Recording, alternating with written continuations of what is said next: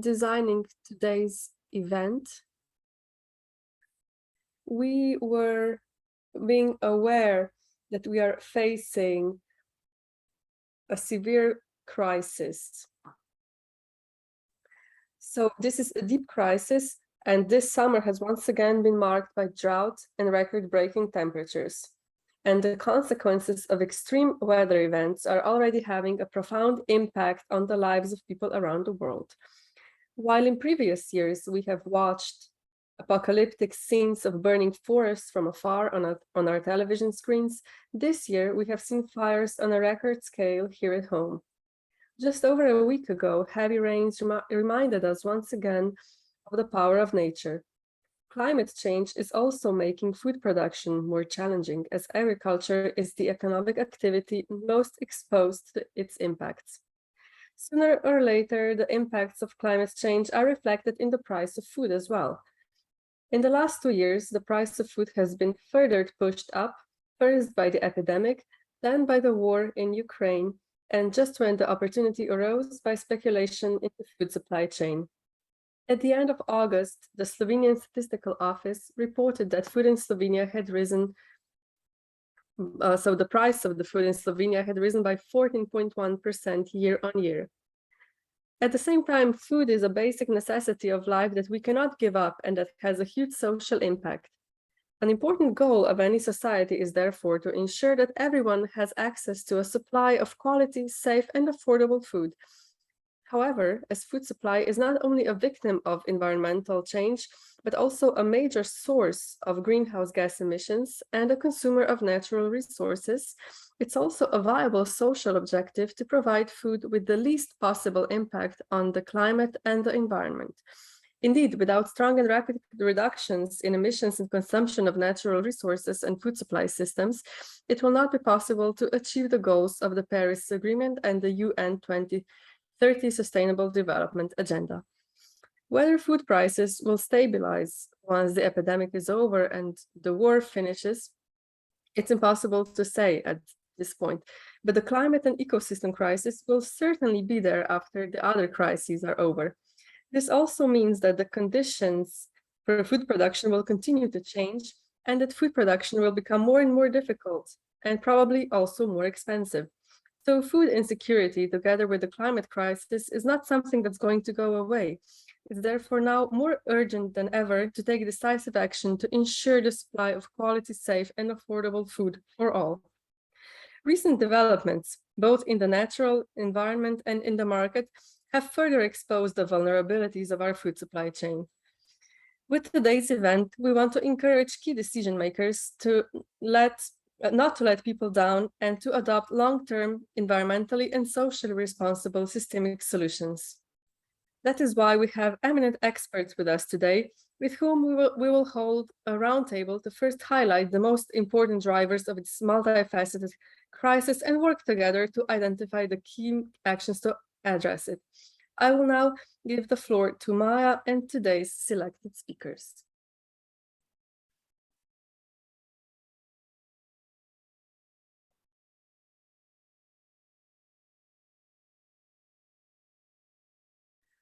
Hello, everyone. On my behalf, my name is Maja Prijatelj Videmšek, and I will be moderating today's roundtable. As Nika said in the introduction, this roundtable is aimed at encouraging key decision makers to begin action, to start mitigating the climate crisis and the surging food prices.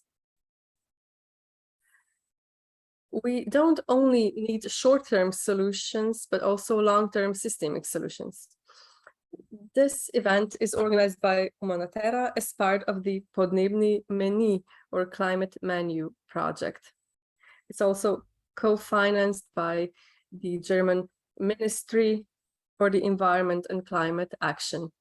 After the roundtable is over, there will be some time for questions and for discussion. Everyone present here in person will be able to raise your hand and ask a question, and all of you joining us on Zoom will be able to click on the Q&A that you see on the bottom of the screen and ask your question there. This roundtable is being recorded and is being broadcast. It's being live streamed on Facebook. I have to say, however, that all of you watching this on Facebook are not able to ask questions there. To do that, you have to join us on Zoom. Now we are starting our roundtable, and as Nika already said, we will try to answer the question of how we've made it thus far and how we started suffering this deep crisis with the help of our panelists. First, here is Mr. Janez Potočnik joining us from Brussels. Hello. First, short introduction. Mr. Potočnik is the former EU Commissioner for the Environment, and today he is the co-chair of the international panel at the United Nations Environment Programme. And I'd like to ask you, where do you see the reasons for the non-sustainability of the current food system? Well, first of all, I think that we need to understand that there are many reasons for this. First of all, there's the climate crisis, then the problems caused by the war in Ukraine, and then there was also this last summer that we experienced. These are very important factors that governments must consider. On the other hand, we must be aware that we are facing these acute crises because we are not tackling chronic crises. And these are related to old environmental problems. So it is not enough to just take a painkiller or two, but rather we must make systemic change if we don't want matters to get worse. So you mentioned food security. If we want to tackle that, we often see the intensification of production. That means the use of pesticides, artificial fertilizers, and so on. There are more and more agricultural land being used. But this is not always the right way. We must ask ourselves how we can use the current technologies to optimize production or to minimize the use of pesticides. Then there's also food waste, how to reduce it. These are all questions that we need to take into account when forming agricultural policy. How much fertile soil is being wasted because of infrastructural projects and so on. So we cannot be taking shortcuts here.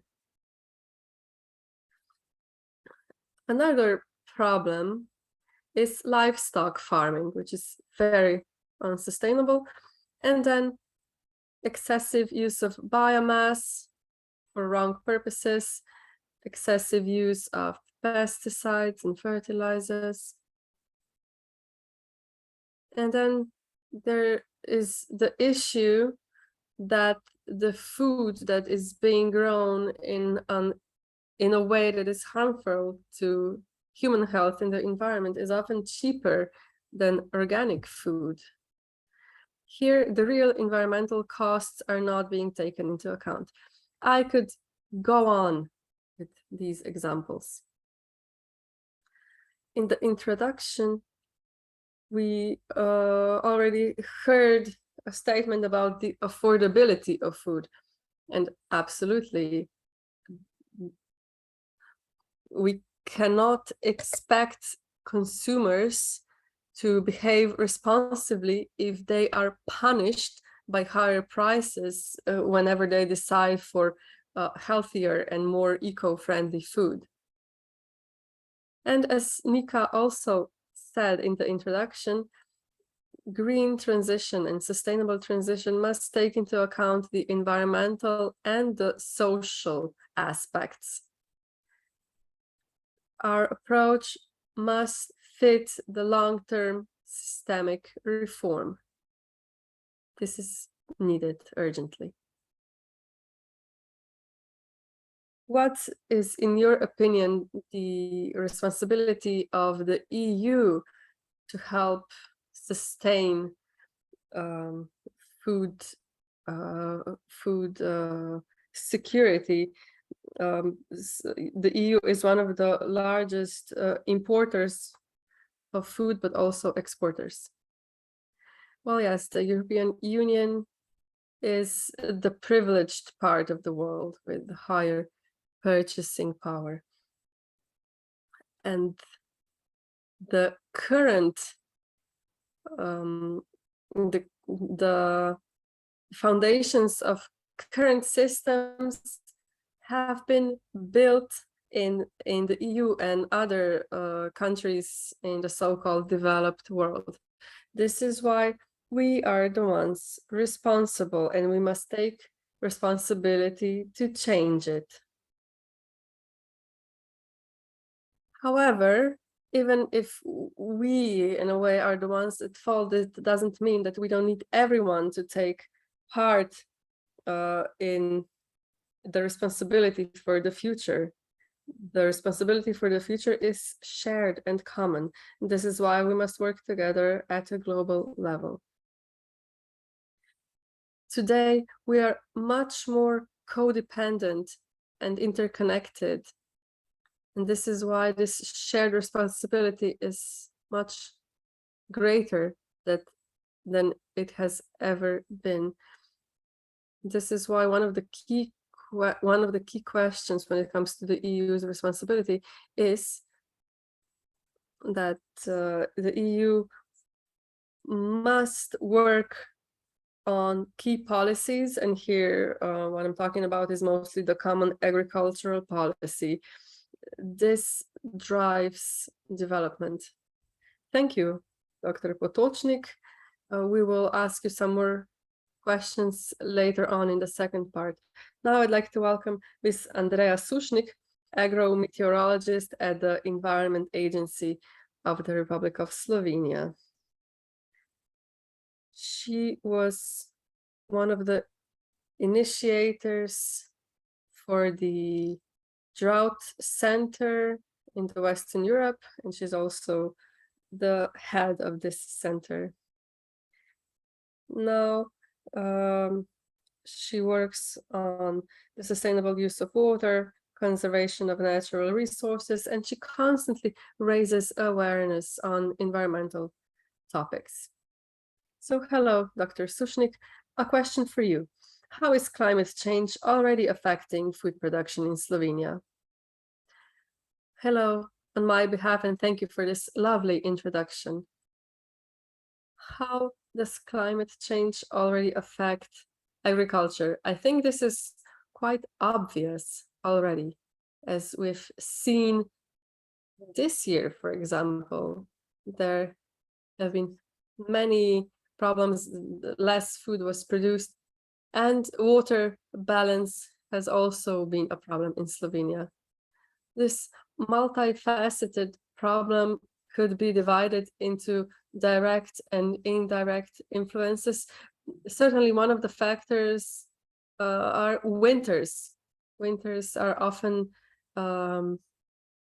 warm, there is no snow, they are becoming milder. The springtime comes earlier, And in our lovely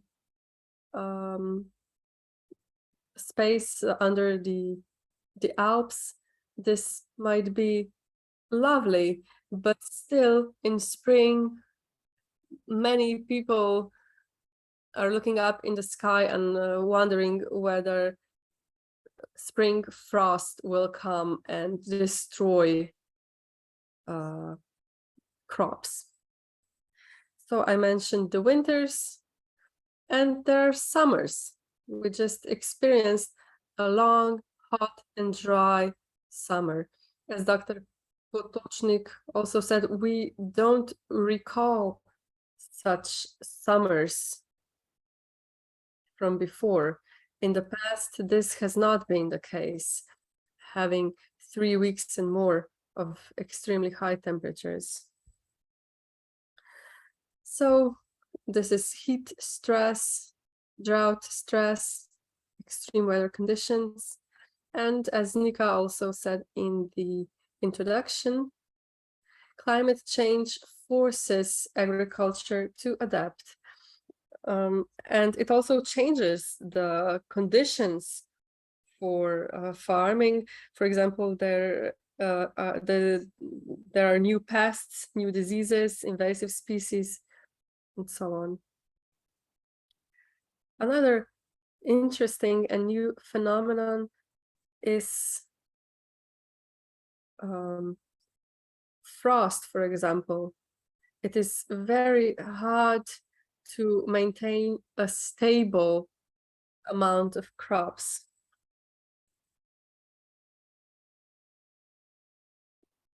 Sometimes there is drought in spring that continues into the summer, sometimes in autumn as well.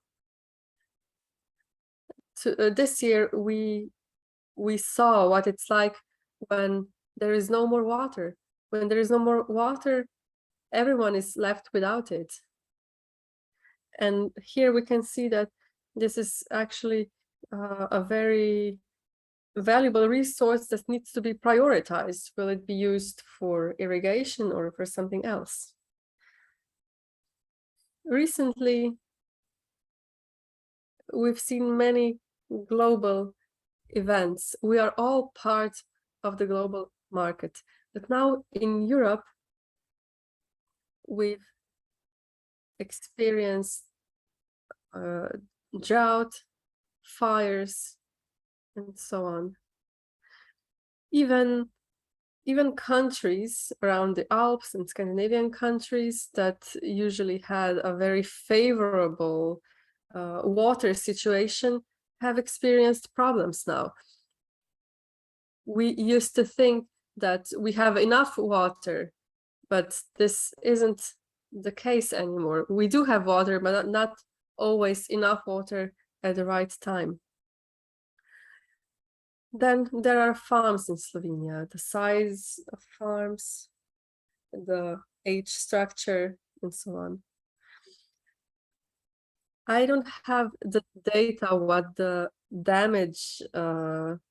damages amounted to this year, but there has been a lot of damage, hundreds of millions in euros of damage. Also, for example, in 2012 and 2013. The state has given out about 100 million euros to help farmers, but this is not the solution. If we want to manage climate issues responsibly, we need to find other ways to do that. In part, you just answered the next question. So I would just like to ask you for very briefly the economic damages because of extreme weather events. So these are big damages.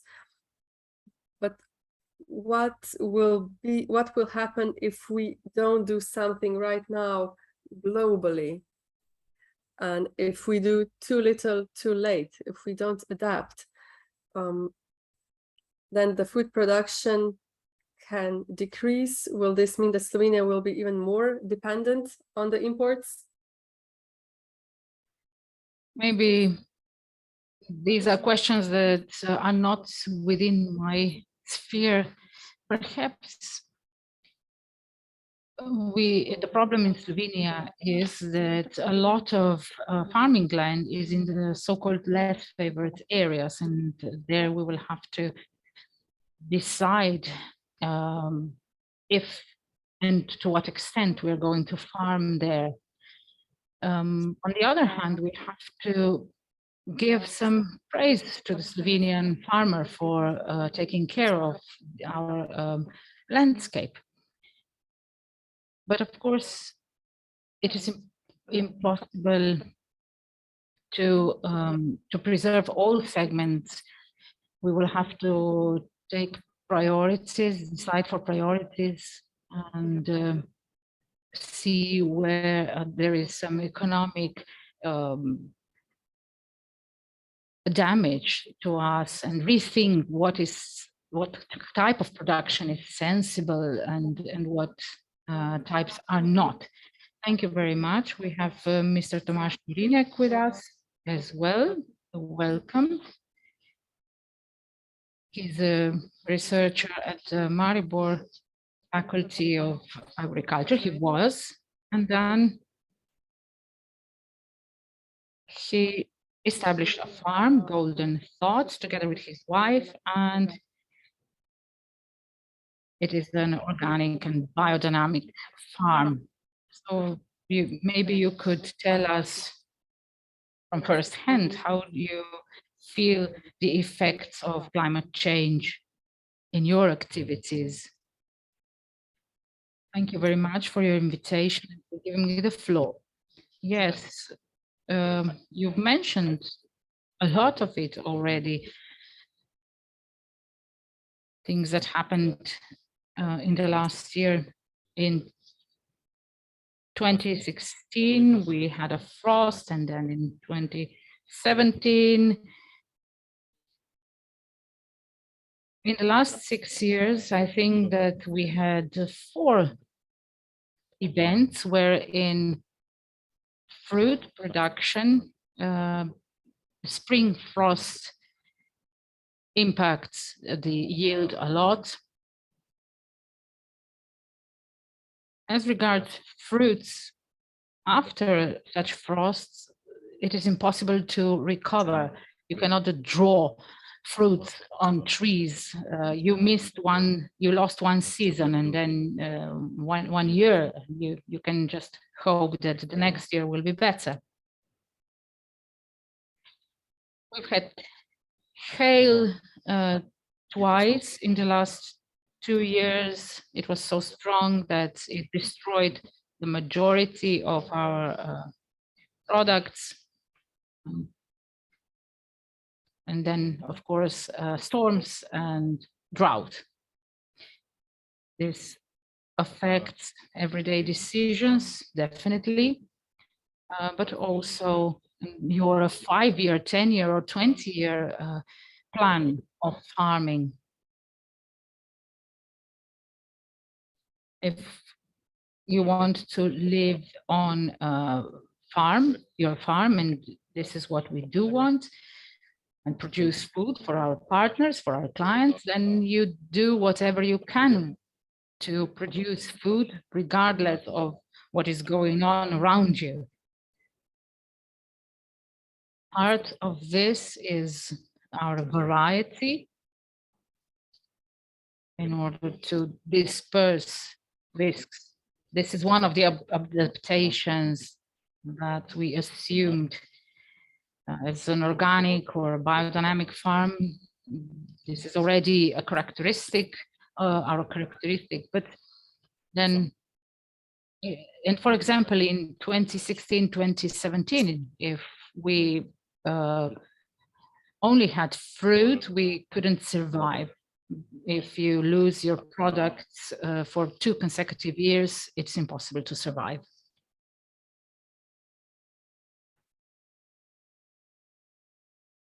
Perhaps your experience regarding the following. You decided for organic and biodynamic farming. Why do you believe that in the context of climate change, this is the right choice? I'll give you a practical example. In the last 2 years, when we had the first spring heavy rains, in our valley, we have fields on a slope mostly. And the first heavy rain that we had this year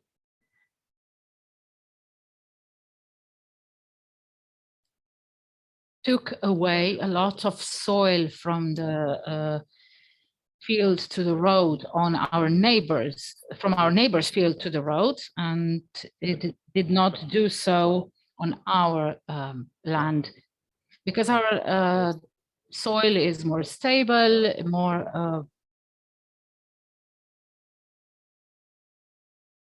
better protected to extreme events. This is also due to a higher percentage of organic matter. And when you discuss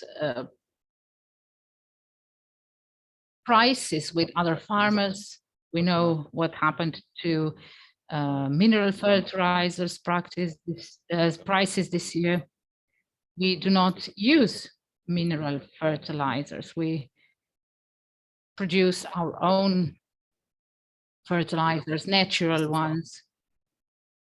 Why did we decide for this type of farming? Because we believe that this independence from global markets and impacts of various policies in organic farming is much lower, and that on the long term you can be more stable in your production of good quality food. Thank you. Mr. Aleš Kuhar is our next guest. He's an agrarian economist, associate professor at the Faculty of Biotechnics in Ljubljana. He's always ready to comment on the state of Slovenian agriculture and the developments in the food markets,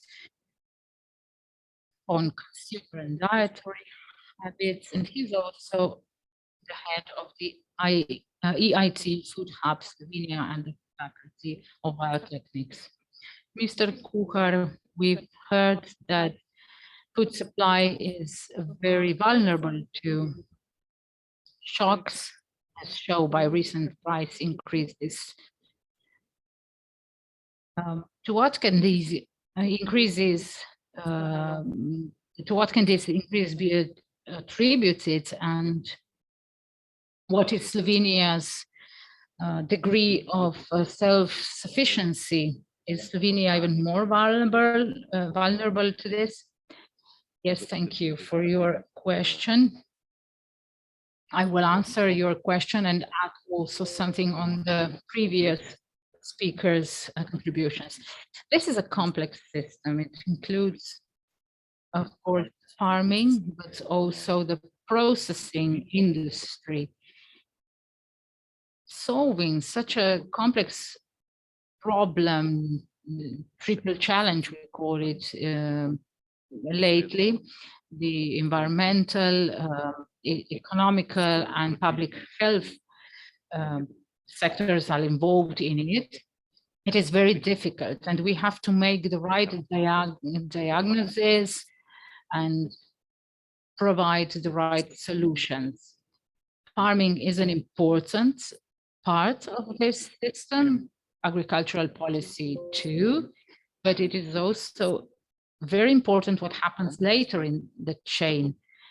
Processing and the processing viewpoint and the consumption.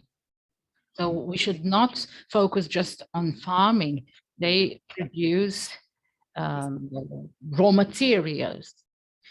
We must also take into account processing. We have some great processing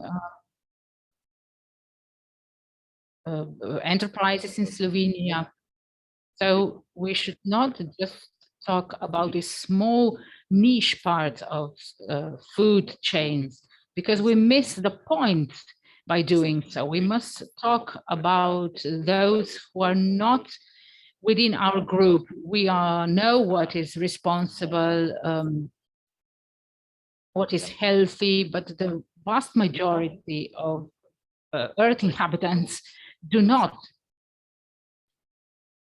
So we should not talk just to people that share our opinion, but we should ask ourselves, what about people whose awareness is not so high? Organic farming is great, but it is still a very niche activity. As regards prices, what are the factors influencing this extreme rise in the prices that we can feel in Slovenia, but also globally? Mr. Potočnik mentioned the post-COVID situation, and then this craziness of the war in Ukraine. The political problem of combining global political interests that we do not even understand anymore. In the period of COVID, we could see what is the complexity of our food supply chains, and the very small disruption in these chains reflected in huge problems. The global food system and also the local food systems in the post-COVID period started to regaining their balances. We got local chains, and throughout the last year, we could monitor this search for balancing. And then this craziness of the war came about, and this is a very explosive cocktail. And we should also bear in mind that production and distribution of food is very energy intensive in the developed world. Farming and food sales and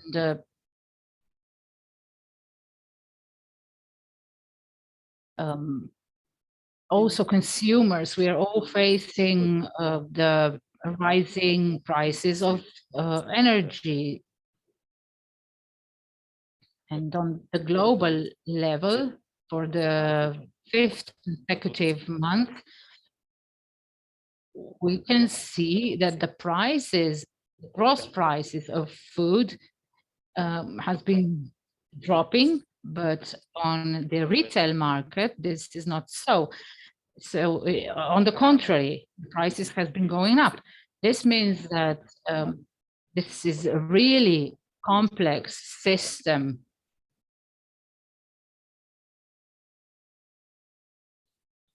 The raw materials prices have already been going down, and there will be a lag until the final product prices go down and so on. It is a really complex situation, but I think it is wrong to focus just on the production of food, but we should rather take into account various activities, various aspects. And where I'm particularly pessimistic is that in Slovenia, as regards adaptation of our farming, we haven't done anything yet. We have an action plan that is 15 years old. And as regards concrete steps, we haven't done anything. when we talk about food crisis, about hunger in the world, here we need an absolute global consensus. We need more empathy. And at this point, the population is not able to reach this consensus. And this is what worries me a lot. This animal called Homo sapiens is not able of this consensus, of this empathy, in order to overcome these really serious problems, problems such as destruction of environment, overcoming hunger, and so on. And now in crisis, separate nations are becoming even more self-protective and less open towards cooperation with others. I have another question for you. You told us that the raw materials prices have been going down. This is not reflected yet in the prices of food on our shelves. And maybe the most practical example are the prices of meat. We do not want to generalize, but the data shows that livestock production has a great impact on the environment. But this is not reflected in the final prices of meat. Why is this so? Why is meat so cheap when compared to other foods? Well, this is a very complex question, and the answer could be very long. Now we are in periods of very high food inflation, and mentioning that food is too cheap at this point is very dangerous. The UN calculated last year that the price of the food of our food on the shelves is one third that is not paid are social costs that is connected to the health services, redistribution, and so on. And the last third is the environmental costs, which are also not taken into account. These 2/3 are postponed to the future, or I don't know when. So the data about the problem of livestock production vary a lot, so we should not generalize. I think that it should be more intensive, but this intensification should involve more knowledge. If we intensified Slovene farming and include a lot of knowledge that we have, we would reduce the footprint of our farming. Extensive farming represents a much greater load for the environment.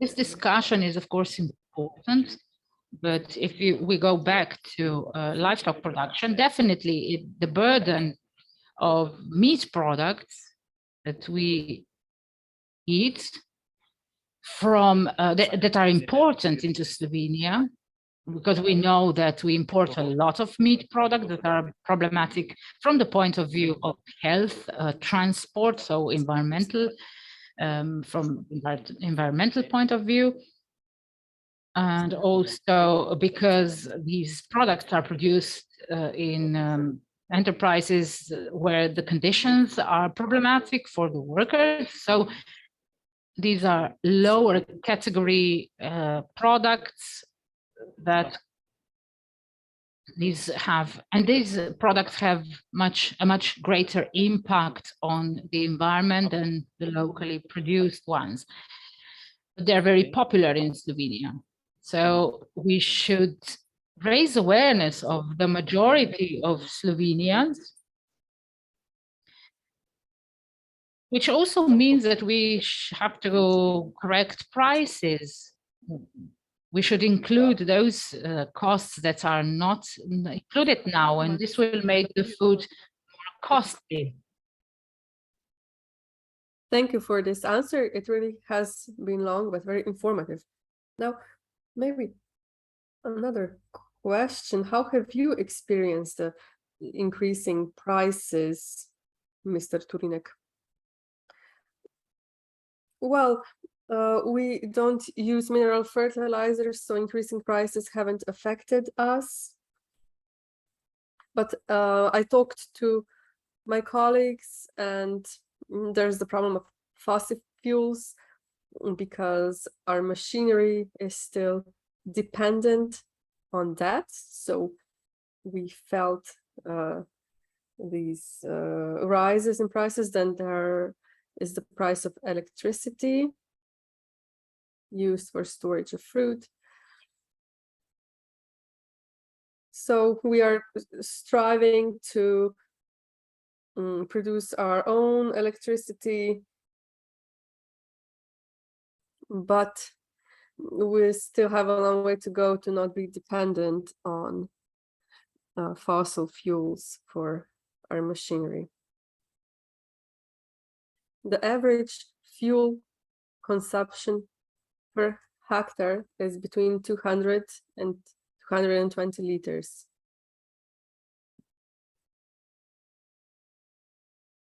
And this is the amount that is considered in subsidies.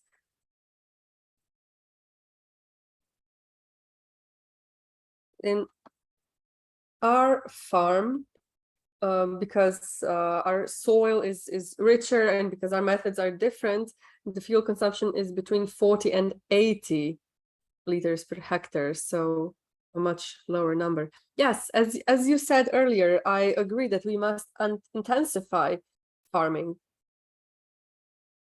It must be smart and intensive as opposed to extensive. We here are lucky because we have the knowledge and we are able to acquire additional knowledge. And in this way, a lot of food can be produced in a smaller space. I think that in Slovenia, about 11% of farming plots are engaging in organic farming. In Austria, the numbers are higher, about 30% of all farming land. And I was thinking that if the fields, if the land dedicated to cultivating animal feed were dedicated to wheat and other crops for human consumption, the current crisis could be averted. And it's again about the restructuring of the entire system. Well, I cannot be quiet when it comes to this. Of course, we can restructure the entire agricultural system to be organic, but it needs to be broader. Who is going to buy this? What is going to be the price? I'm really looking forward to the discussion. It's not a problem to transition to organic farming, but who is going to finance this? Why? I would like to ask you to maybe save this for the debate later on. Yeah, we need to change the consumers. there are no technological problems anymore when it comes to global farming. The problem is that Slovenian people are not buying it, are not buying organic. It seems that after this round, we will have a heated debate. Well, I absolutely support organic farming, but I'm an ecological fatalist, if I may say so. There are no technological hurdles, but someone needs to finance it. This would be great, but this spiel needs to be financed. Well, I won't delve deeper in this very heated topic where there are a lot of varying opinions. Let us just move on to Ms. Senka Šivković-Vrbica. She's the coordinator for agriculture at Plan B for Slovenia and head of environmental protection activities. She's also an expert in climate policy. Ms. Šivković, how do you assess the contribution of current agricultural policy in the current programming period to achieving food independency, food sovereignty, and protecting the climate, environment, and nature? Yes, the climate policy is still very unambitious. It doesn't address the impact of agriculture on the environment. Also, in terms of greenhouse gases, the agriculture accounts for about 10% of all greenhouse gases. This needs to be reduced. There are certain goals we have here. We've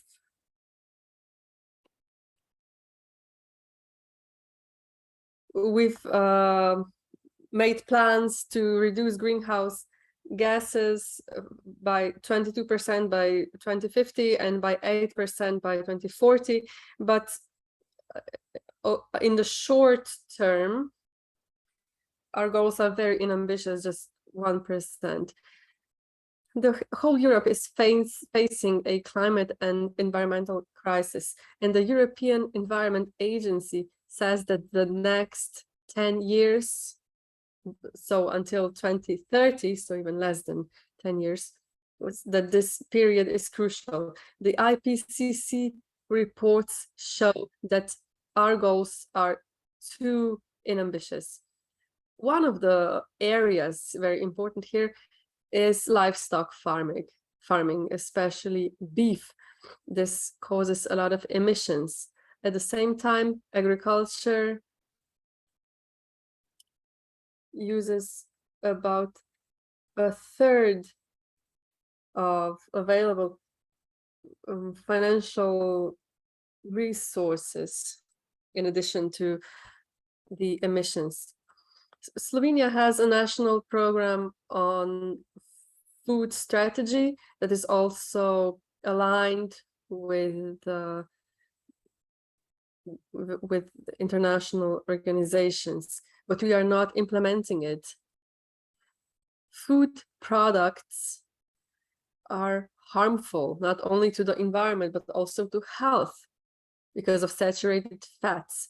They should be replaced by legumes and other plant-based products.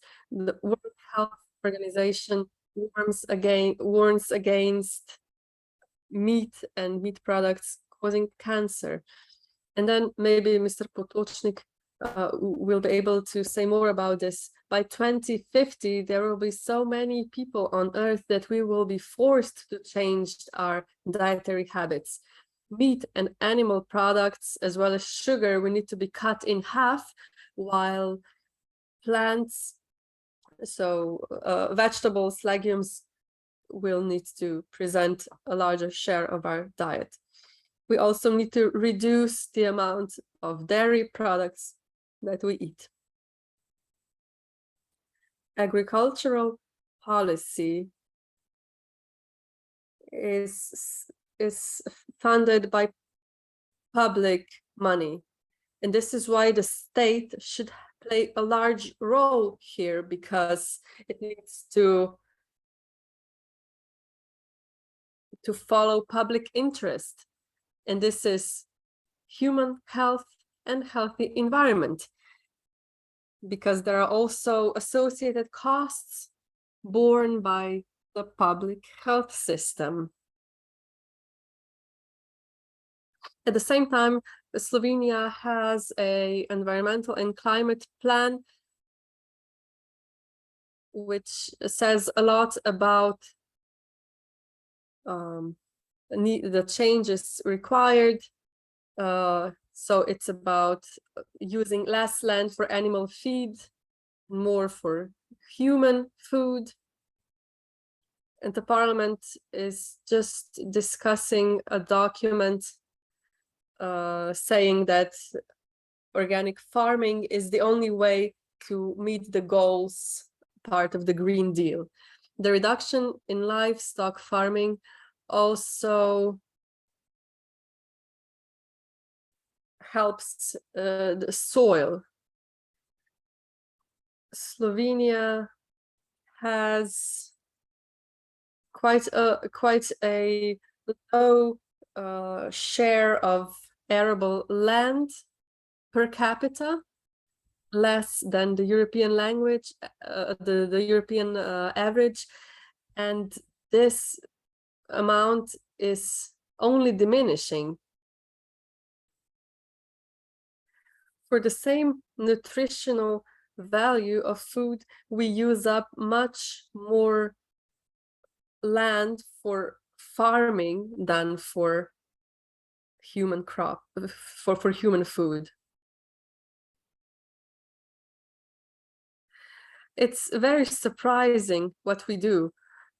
The scientists have calculated the weight of all animals, of various animals on Earth, so of all mammals. Humans account for 36% of the weight, and only 4% of other mammals living in the wild. So this is a very small percentage. It's very worrying. The current agricultural policy is on paper quite ambitious. It has been criticized to be to have goals that are not ambitious enough, that it should support organic farming more, and the current agricultural policy doesn't subsidize organic farming enough. And how do you see the new so the ambition of new strategic documents for the future? For example, the action plan for organic farming, in terms of reducing greenhouse gas emissions and making food production and consumption more sustainable. I've partly touched on that already. So this has to do with the current policies. The EU has criticized our current agricultural policy strategic plan. So we have the Common Agricultural Policy Strategic Plan and the Action Plan for Organic Farming. The process of drafting these documents was very broad, but there are still interest groups that have a lot of lobbying power, and they want to keep the status quo in place. So when the Common Agricultural Policy Strategic Plan was being adopted, the share of organic farming was reduced. The action plan had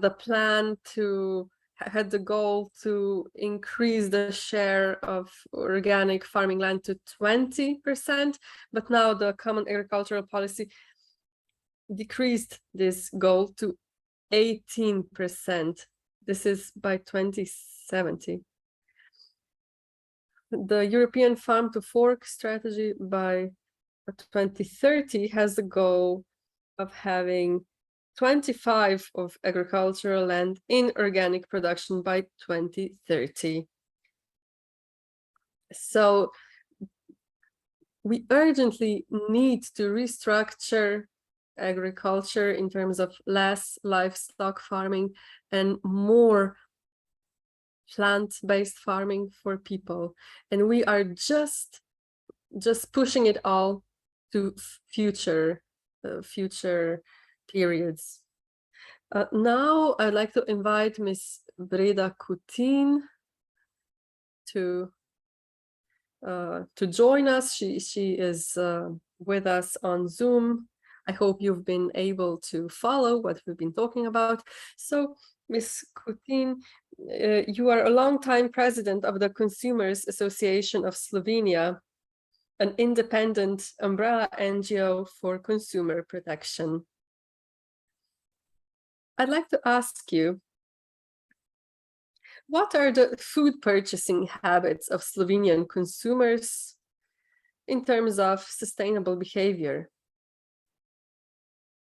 Maybe you have some results from various studies.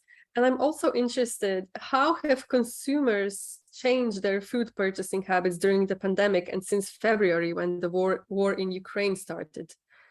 Well, first of all, I'd like to thank you for inviting me. And I just first have a comment. Consumers are at the very end of the supply chain. We are, in a way, forced to adapt to the situation on the market. Now we're facing surging food prices. We've heard the reasons for that.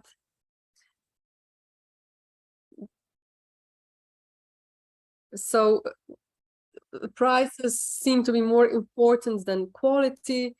And then on the other hand is the sustainability and food security. Then there's also the problem of food waste.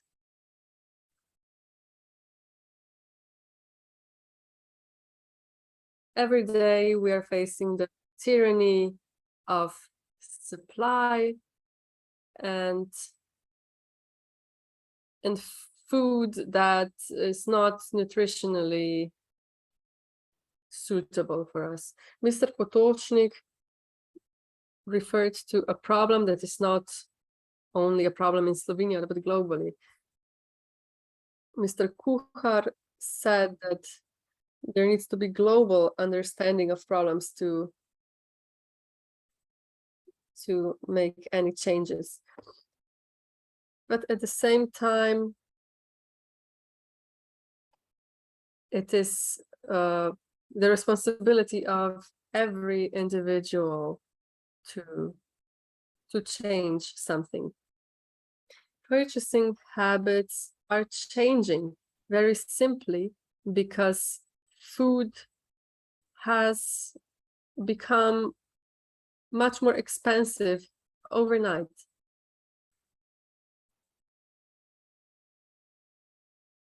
So what we are facing right now is coming with a delay. And consumers mostly look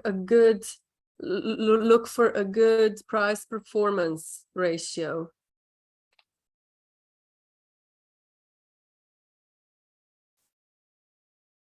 So there's rice, butter, yogurt, these basic ingredients. for a family of 4 with 2 teenage children, this can become very expensive. And we've seen that consumers choose quality ingredients, so the products that have been tested by us.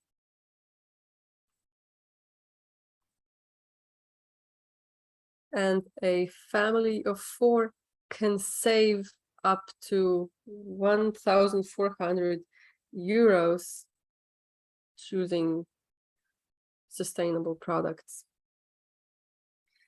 I think that Slovenia is an average when it comes to consumers, but more than 88% of Slovenians are not willing to stop eating meat, which is still a problem. Regarding organic farming, there are many recommendations that there should be more organic farming, but it's hard to assess how or how much our agriculture is able to change. But we reviewed food products with high quality, so the products that in our tests reached at least 60%.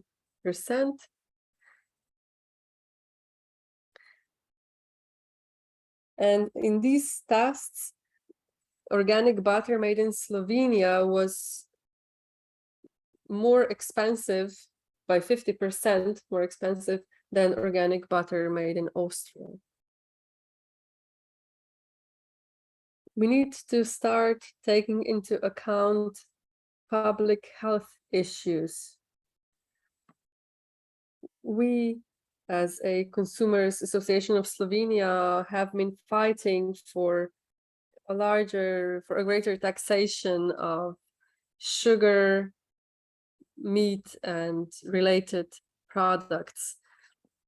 In this way, the production of vegetables and legumes could be encouraged if these products were cheaper. Unfortunately, what we are hearing about the agricultural policy in Slovenia and about other policies, for example, in the field of consumer protection,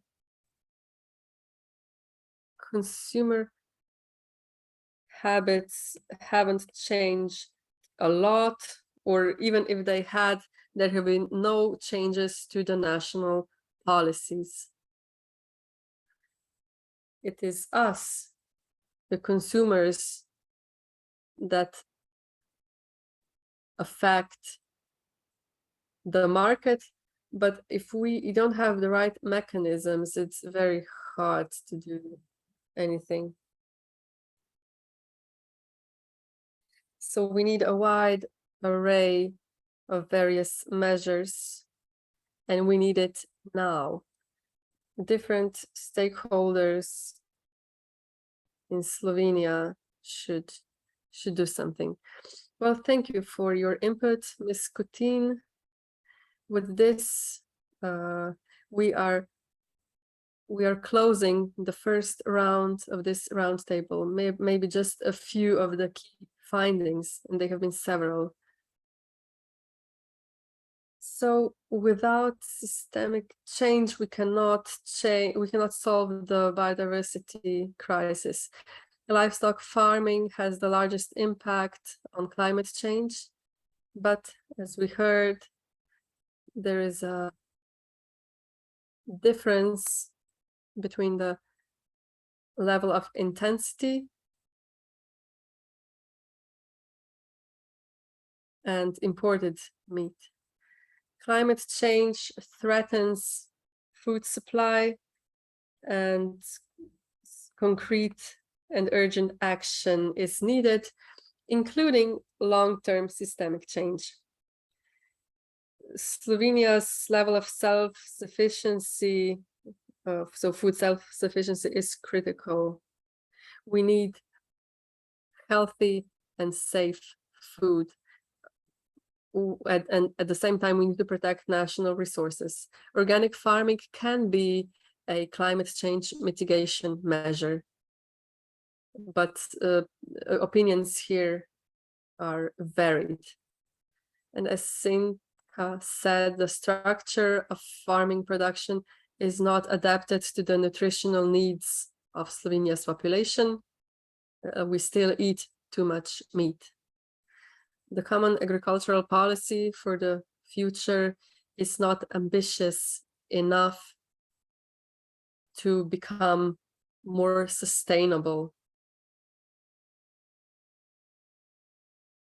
And now we're starting the second part of our roundtable discussion, where we will look for the solutions on the systemic level and measures related to consumers, and kill two birds with one stone.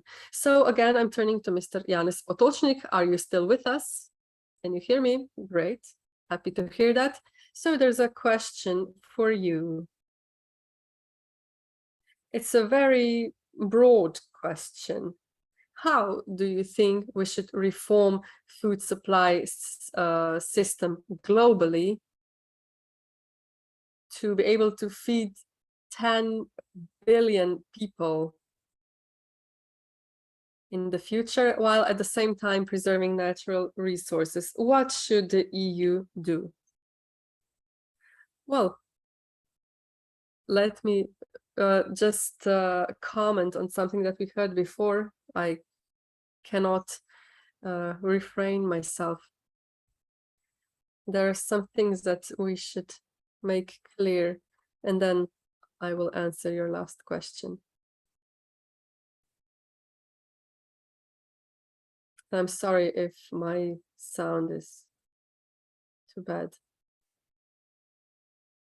The interpreters apologize. We cannot hear the speaker well enough to interpret.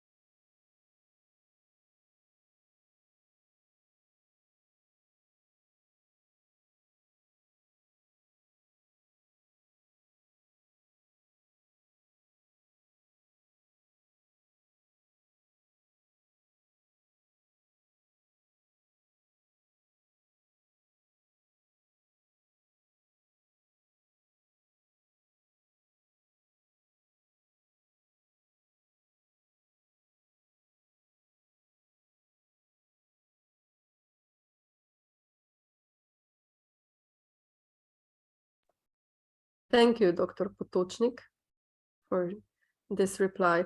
Now, Ms. Andreja Sušnik. I'm aware that we have tackled this very broadly, so not only food production, but other issues as well.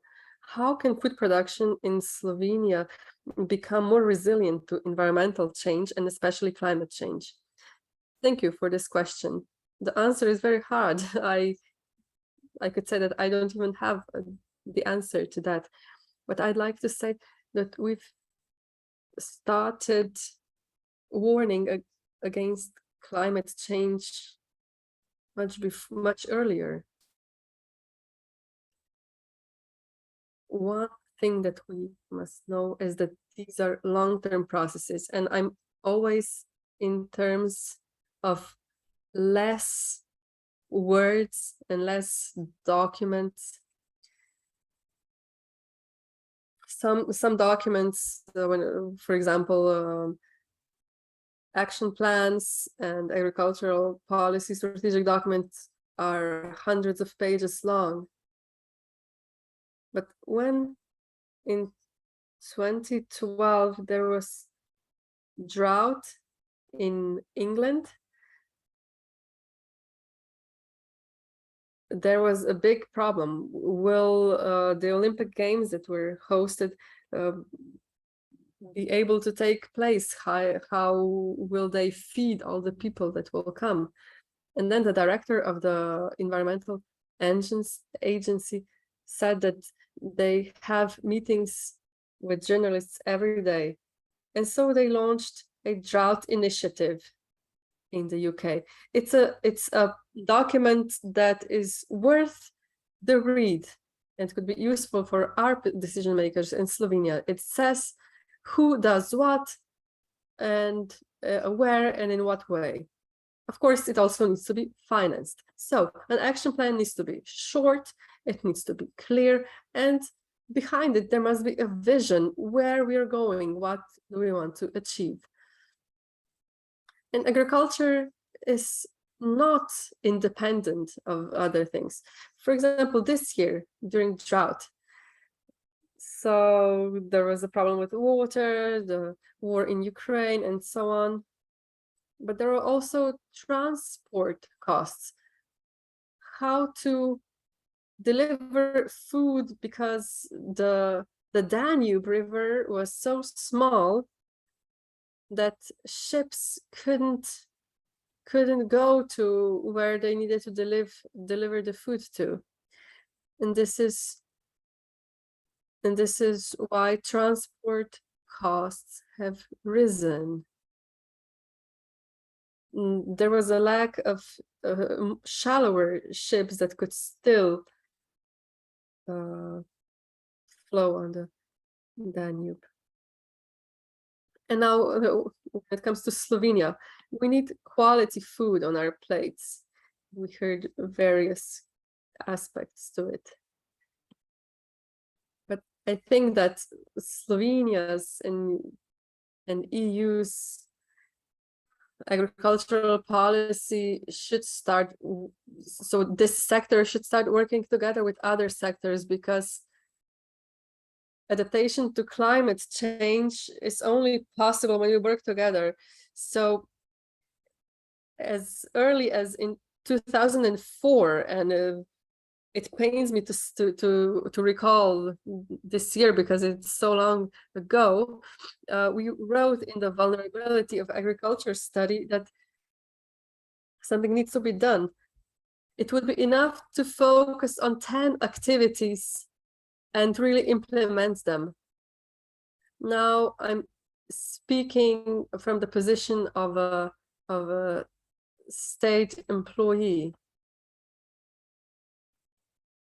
For years now, we've been supporting the modernization of agriculture. This is the future. Slovenia is small, a small country with small capacities, and the support offices don't have that much capacity.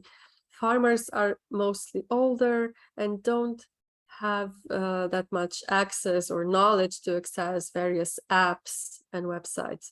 So let us work to bring the knowledge to all stakeholders in all segments of agriculture. When it comes to extreme weather events, these are long-term investments. Dr. Potočnik said that there are short-term and long-term measures, and it is the long-term solutions that bring stability. So there are many ways to protect crops against frost and so on, but this is a lengthy process. And of course, we need demo farms, and we need funding, and we need knowledge transfer. We need to help farmers. We need to empower them. Many farmers cannot just come to a lecture and listen to this. We must bring this knowledge to them in a more understandable way. So the commercial aspect of food is very strong. We see a lot of advertisements on television, and maybe this would be a way to encourage more sustainable eating habits.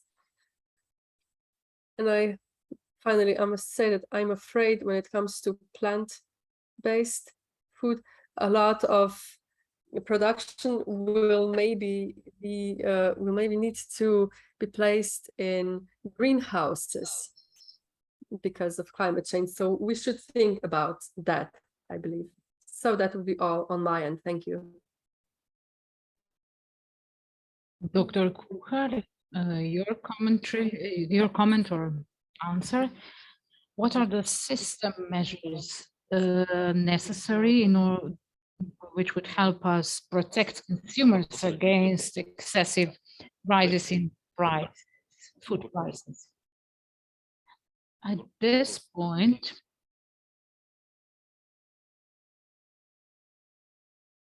all the forces in Europe go towards the consumer very much. Never before have we heard such a quick transfer of cost from primary production to consumers. So the food industry balance these shocks this way. At this point, to talk about excessive rises in prices, it is not possible because the costs that are considerably higher in food production are absorbed at the level of processing industry, and one part, for the first time in the last 10 years, so these shocks at the primary level are absorbed in order to protect the final consumer against excessive rises of prices. What I'm worried about is this objectively higher costs will be reduced by reducing the quality of food. The industry is able to do that. The consumer will have the image of a good purchase, favorable purchase, but the food they will bring home will not be good quality food. So that's why I always say that we need to look at things from a broader perspective and try to be very realistic about, because we are poisoned with all the advertisements and the messages that the companies are launching towards us. And we have to raise awareness to mitigate the discussions and to be very sober Do you think that monitoring the prices of the basic goods will have positive effect? I think that the messages this project give are not the right one. They favorize imported food that is not locally produced. The Slovene consumer is obsessed with price, and many imported products are, of course, much cheaper. In Slovenia, we lack strategic directions. I agree with you very much. I love the British policies. They do have 1,000-page long strategies as well. But their key documents, environmental, public health documents, the strategy of for agriculture are 7 or 8 pages long. In Slovenia right now, we do not have a clear orientation. Where do we want our food system to go? We are talking about what the Slovenians eat. We talk about this a lot. We talk much less about how to adapt our agriculture. We do not have a clear goal, and we believe that the preparation of European strategic documents are a very intimate question of where we want to bring our systems and agriculture. This is not true. The Brits have very intimate documents that are intended for their own countries. But at the EU level, we have general documents. And now we need our own policy-making capacity and think tank capacities of our public sphere to answer the challenges that are in front of us. Also, the careers of our politicians are very short. They therefore serve short-term interests more than a long-term solution. They want to achieve peace in their sectors, not long-term results. So we do not have a shift, a step forward, but calming down. So we don't want too much discussions or confrontation. So this is not how solutions are reached. This is not a system. This way the system cannot advance. And in the academic sphere, we are very worried about this. Thank you very much. Dr. Turinek, you belong to the generation of farmers that are aware of all the challenges ahead. I hope that you do not despair in front of them. But if we focus on your farm, how do you intensify resilience, the resilience of your production against climate change and other problems? Yes, I've been thinking about this a lot. What have we been doing and why? There are things that we've been doing as direct consequence of climate change, such as nets to protect our fruit from hail. Then we mentioned the system and policies before that can be helpful. For the last 4 years, I've been trying to get approval for an irrigation system, a small one, to protect our orchards from drought. And this process is so long and so complicated that if I was older, for example, I would just give up. There are so much processes and applications and so on. So water definitely is one thing that during the autumn, winter, and spring, we have enough or even in abundance. We do have the possibility to store it, and we are definitely trying to do something about this. Then you mentioned indoor areas before, production areas. Yes, greenhouses are a necessity if you want to produce all year round. Also, variety of production.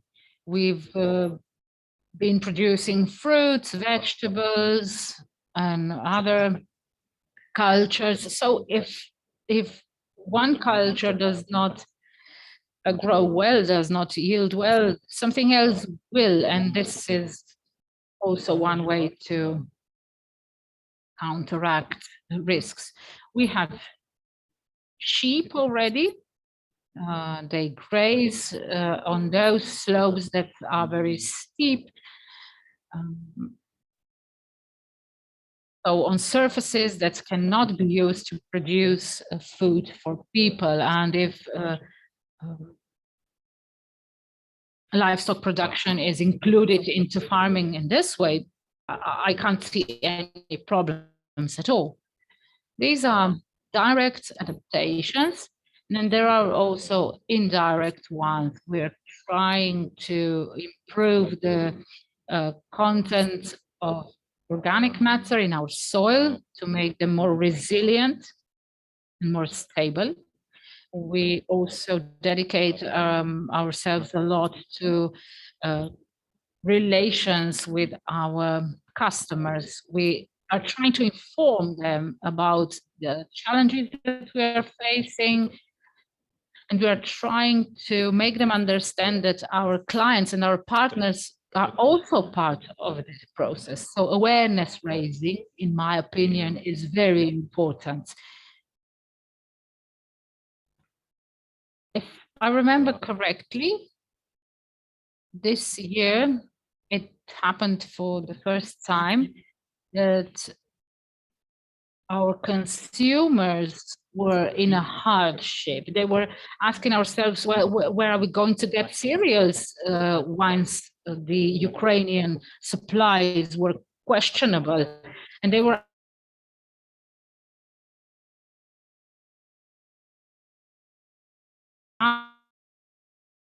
asking us, do we have to buy from you still or not? And we said, yes, of course, what we promised you, you will get, definitely. Also, we are trying to balance the costs. As farmers, we want to be fairly paid, but at the same time, we do not have excessive margins. Our goal is not to become excessively rich, but to survive, to live comfortably on our activity. We pay a lot of attention to the use of energy, to packaging that should be recyclable. We supply our vegetable in wooden cases, and we can reuse them. And once they cannot be reused anymore because they are destroyed, we can still burn them. We are also trying to influence. We are trying to influence the entire system, and we are trying to educate everyone involved. Maybe just an additional piece of information. When we are talking about organic farming against traditional farming, there is a general belief that organic food is more expensive than conventional food, and that the yields are lower. What can you comment on that? Yes, as within my doctoral studies, I made a study regarding that. The conventional production yielded better by 30%, but the environmental footprint was higher by 8 times, and the input of energy was also much higher.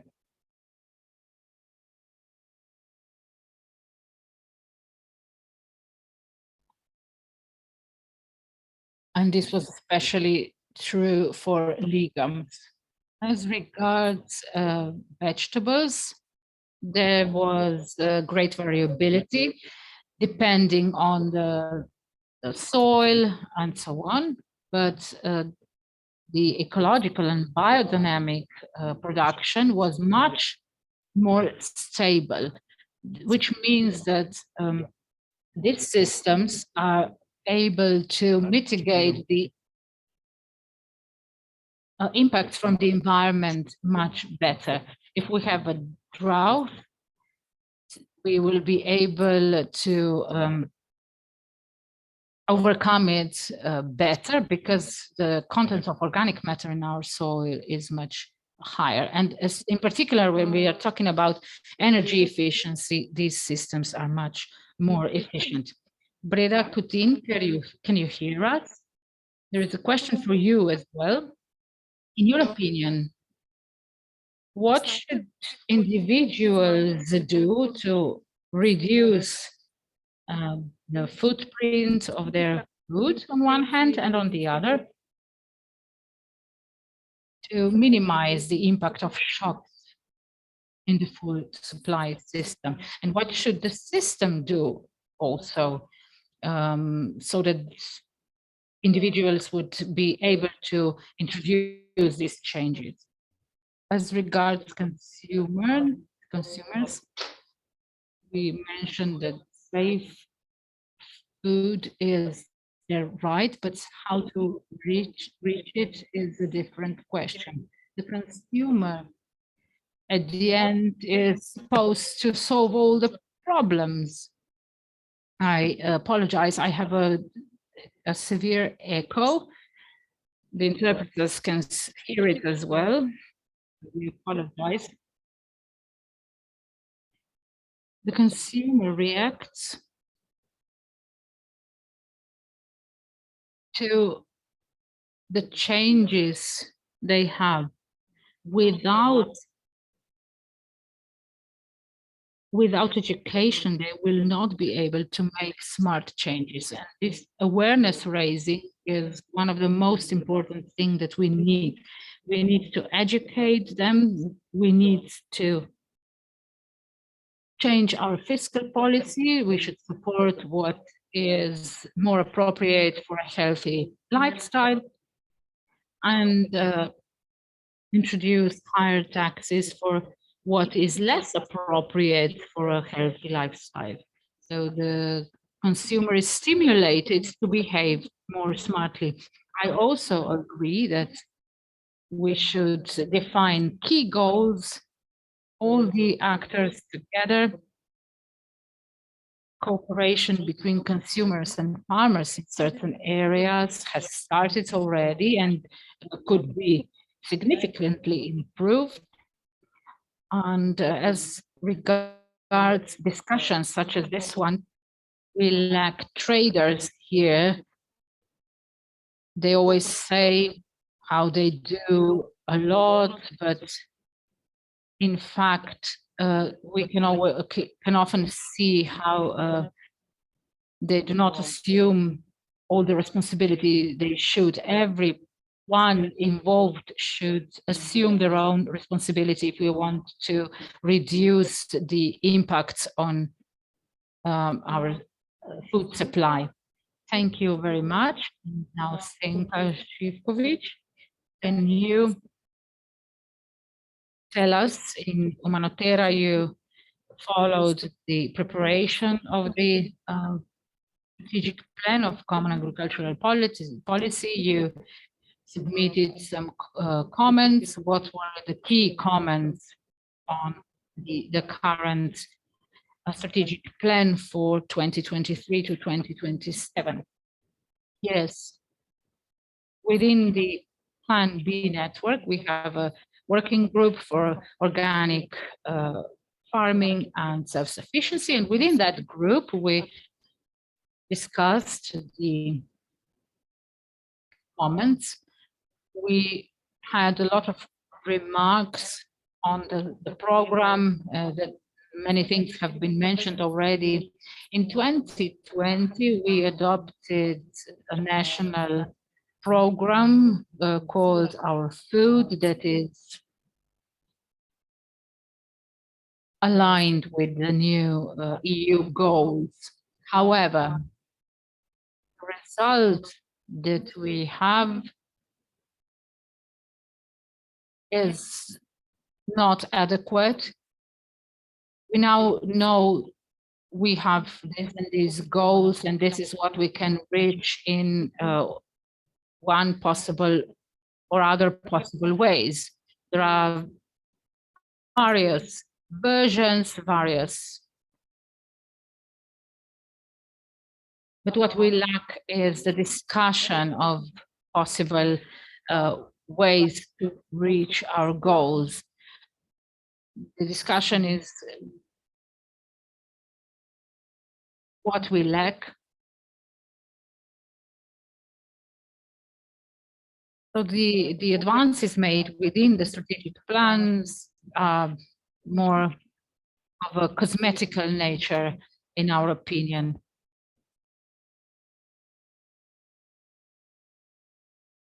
The plan is not aligned with food, with guidelines regarding food and diet. It does not foresee the reduction of meat consumption, reduction of land intended for livestock production. Livestock production should take place in those areas where food cannot be produced. And what is the most important is, in our opinion, organic farming that is very much appropriate for the environment and for our health. And this is really the sustainable type of production.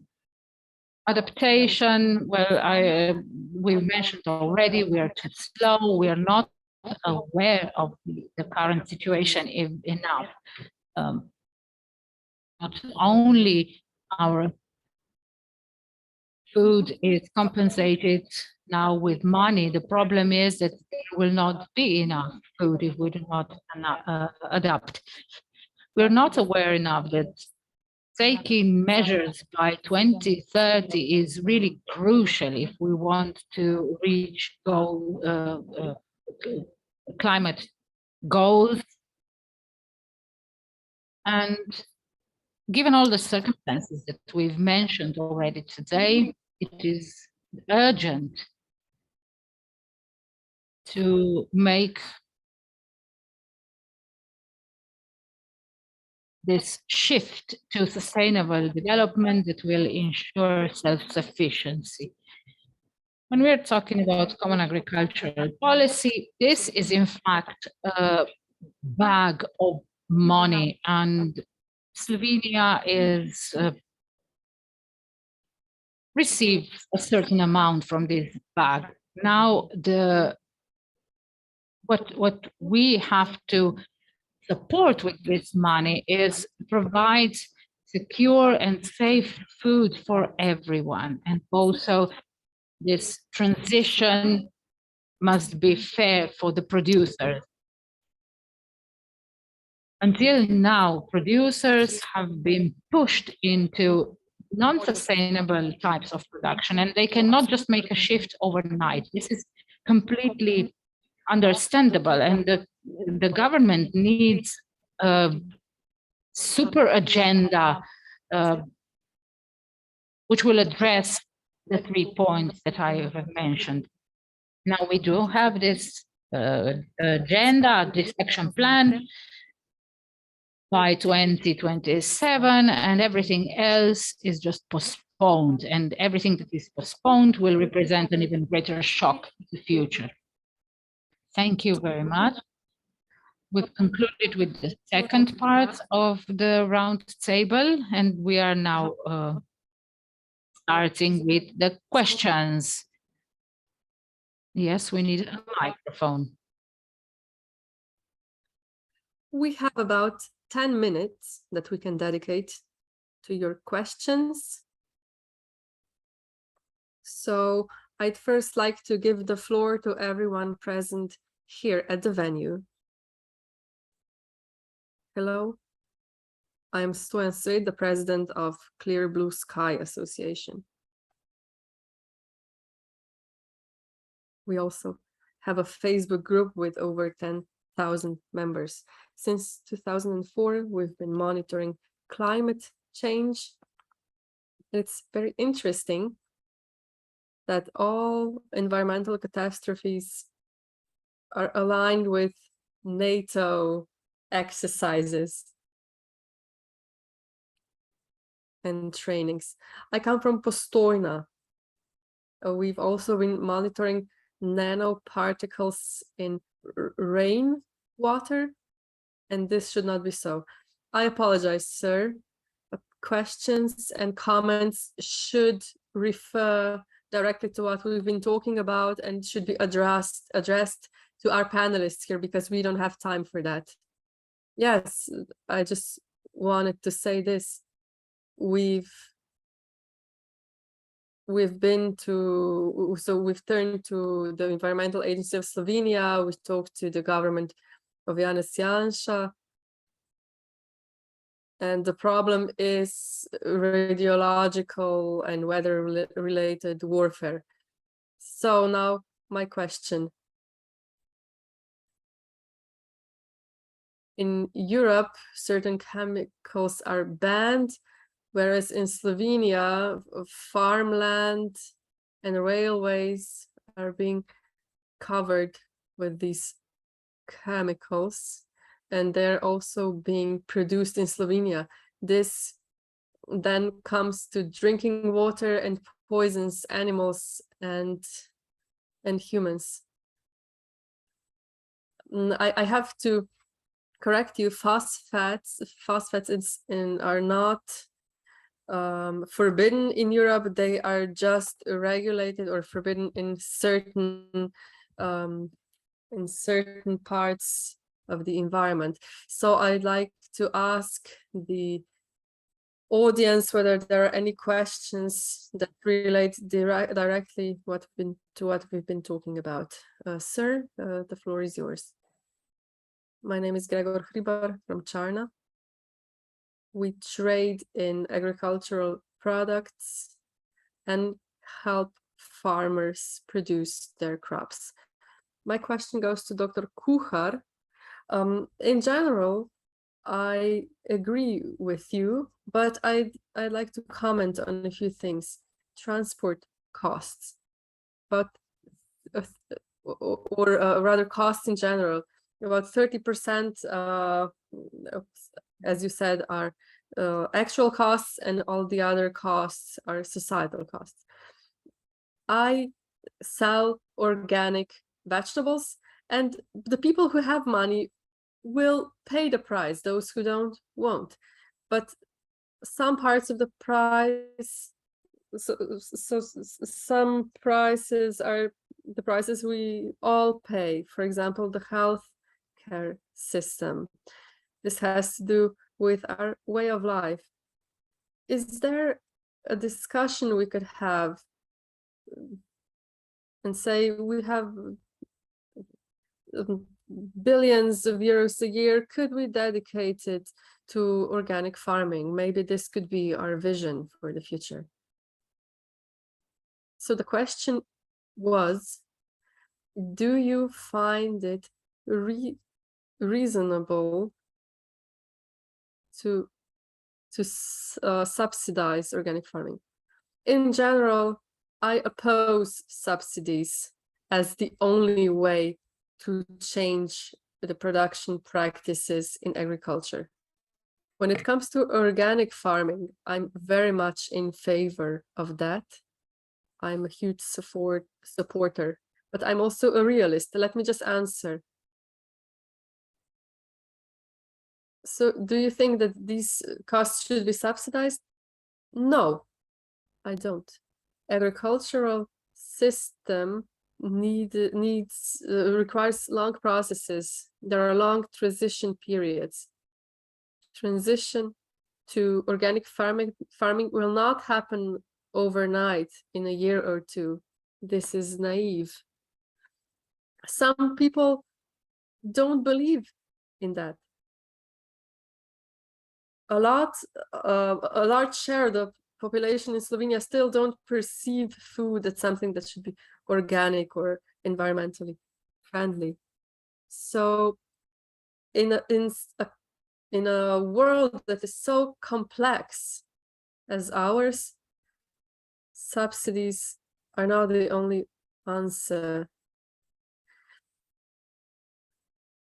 A lot of money has gone into organic farming, and I believe that too much money is thrown at organic farming in the wrong way.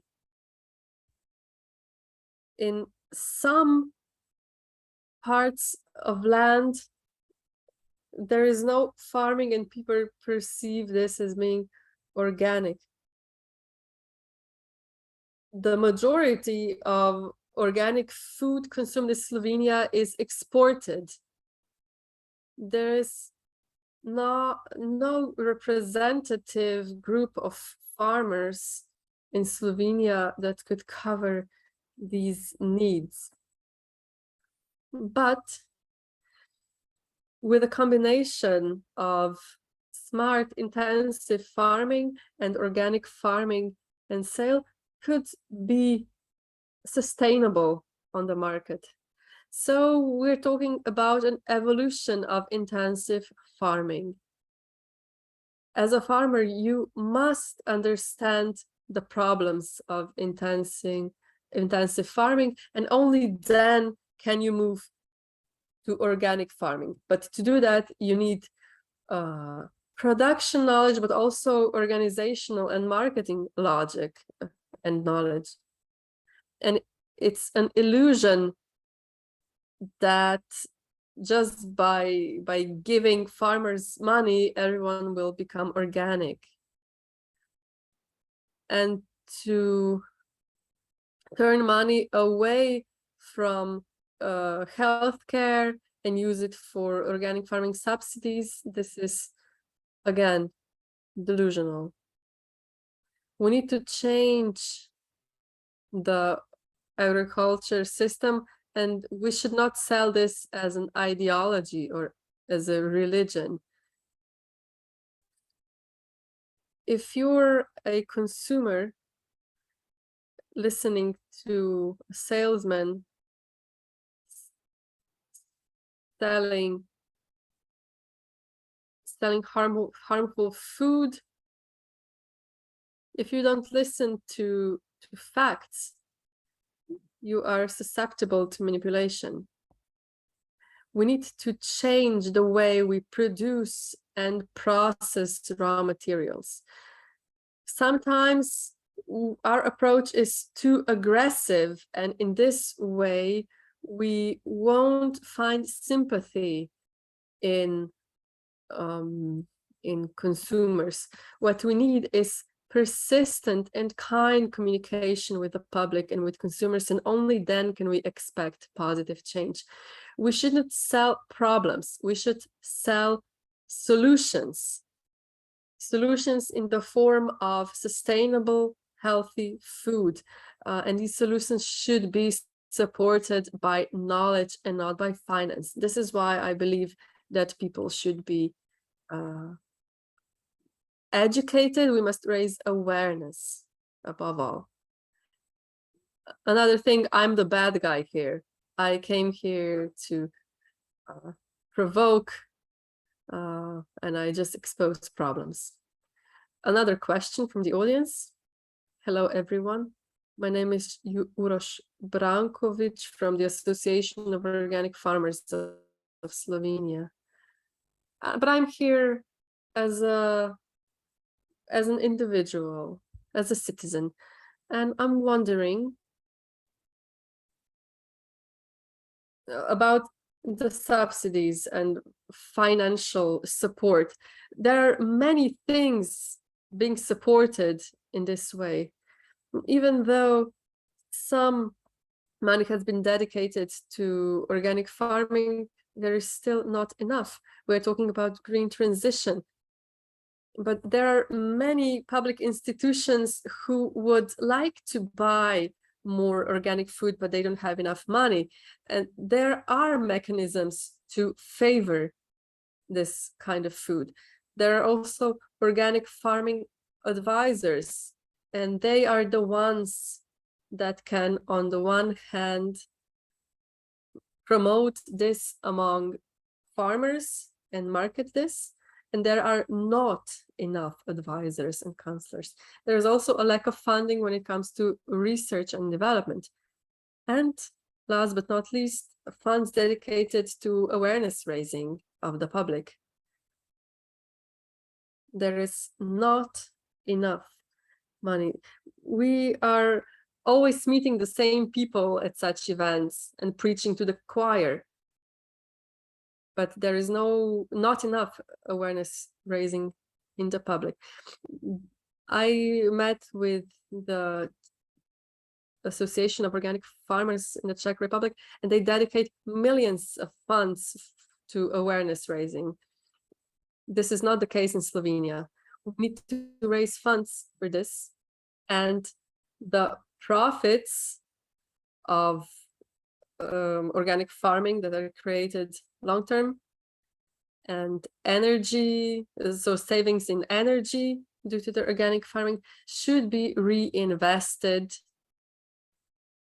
by the state to help the farmers and the people.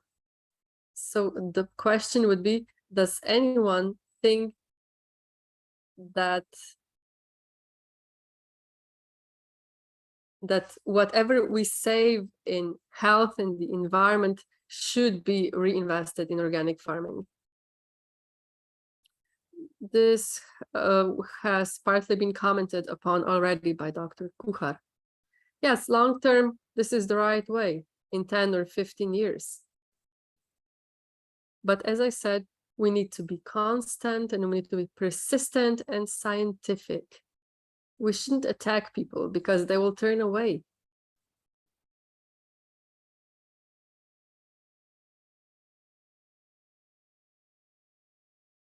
We shouldn't just demand more funding because there is going to be less and less available. Already 10 years ago, there was 1 million euros dedicated to this, but what was the effect? So I always wonder, what is the benefit of these transfers for the public? So yeah, I'm really wondering where the taxpayer money goes from the tax collected on organic farming. Why do politicians or does the policy not follow goals, but rather specific transfers or subsidies? Will the money go to organic farmers or livestock farmers? This is not the right question. The right question would be, what will this money be used for? But people just say,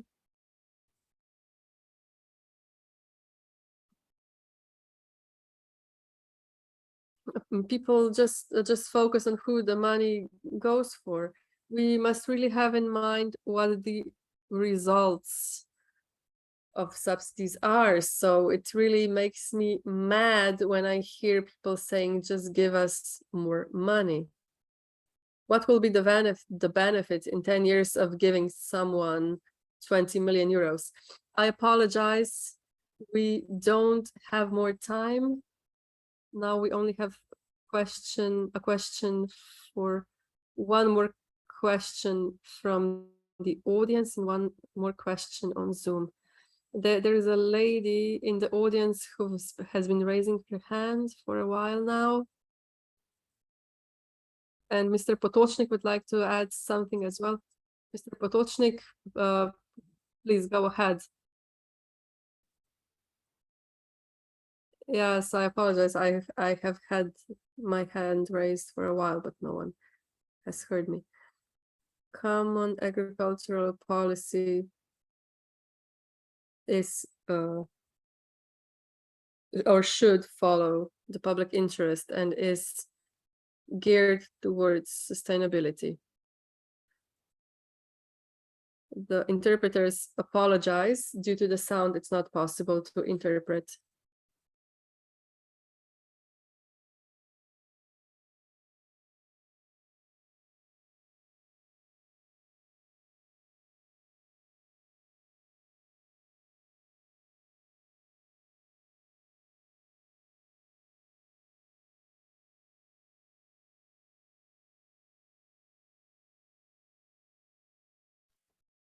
So the needs for public assistance will increase in the future.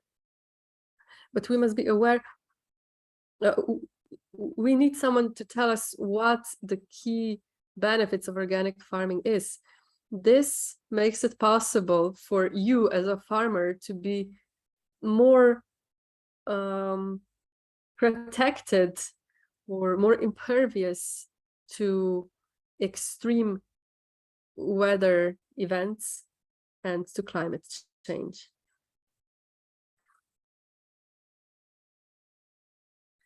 Of course, there should be social assistance, but why would we reward those, or why wouldn't we reward those who develop such forms of farming?